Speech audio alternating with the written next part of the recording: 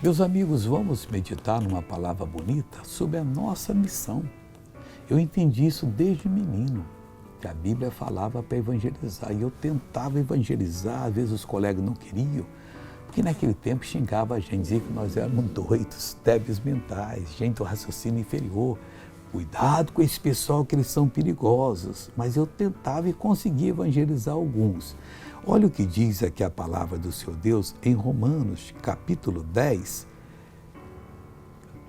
o versículo é o 14, e diz assim: como, pois, invocarão aquele que não creram?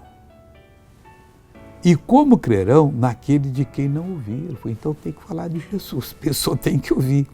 E como ouvirão se não há quem pregue? Deus, estou aqui, me usa. Menino, pobre no Espírito Santo, mas eu já procurava dar a palavra do Senhor. A minha vida toda eu dedico para evangelizar, principalmente os que nunca ouviram.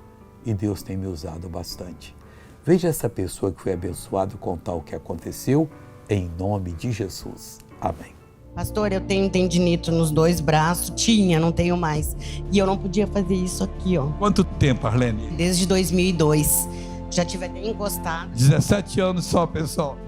Já tive até encostada por causa disso, mas hoje eu vim determinada de Rio Grande levar a minha cura, em nome de Jesus. Eu não sinto nada, ó. Oh, glória a Deus, palmas para Jesus. Eu voltei para orar agora. Ah, meu Deus, eu oro por essa pessoa que ouviu falar de Jesus, que aprendeu e que agora vai ser uma verdadeira bênção.